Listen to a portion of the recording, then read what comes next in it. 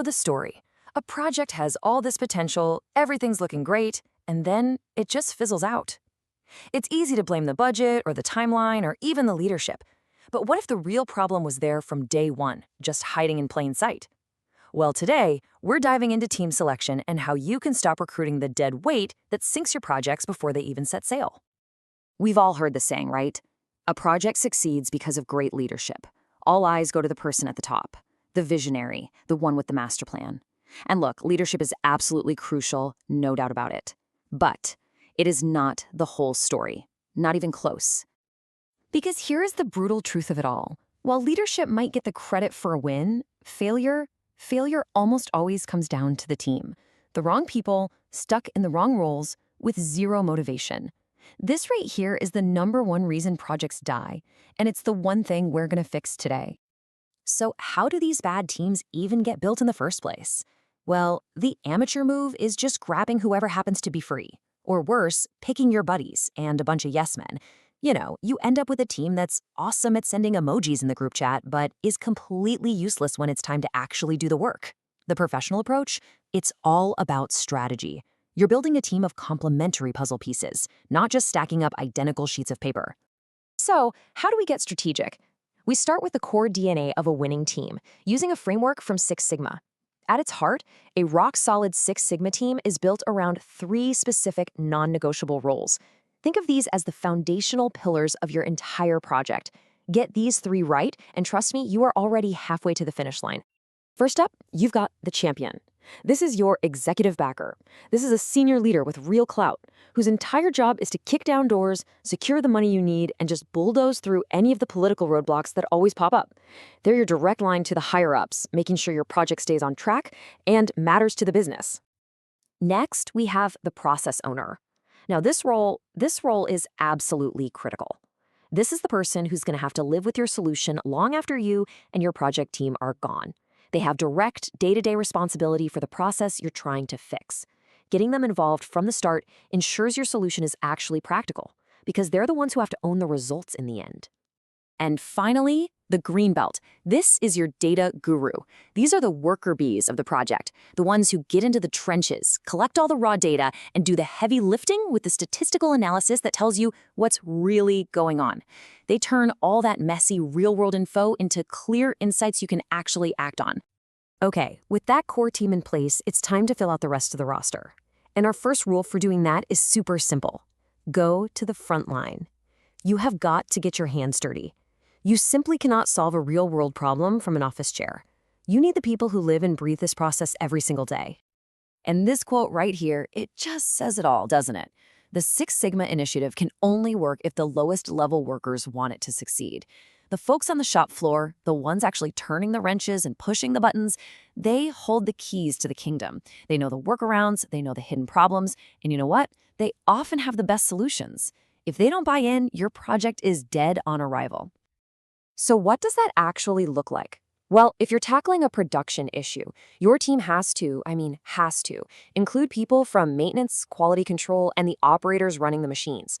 These people are your true subject matter experts. They bring the kind of real-world knowledge that you will never, ever find in a spreadsheet or a report. Okay, on to rule number 2.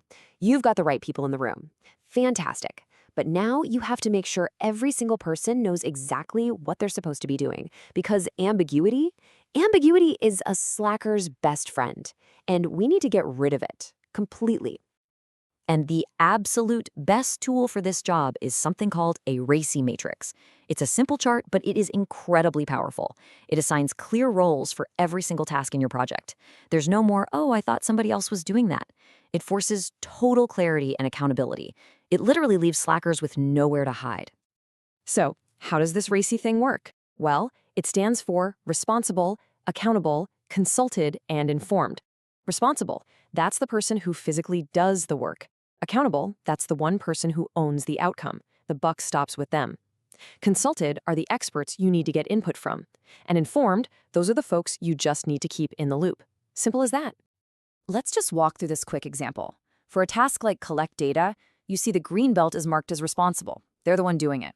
The process owner might be consulted for their expertise, and the champion is informed about the progress.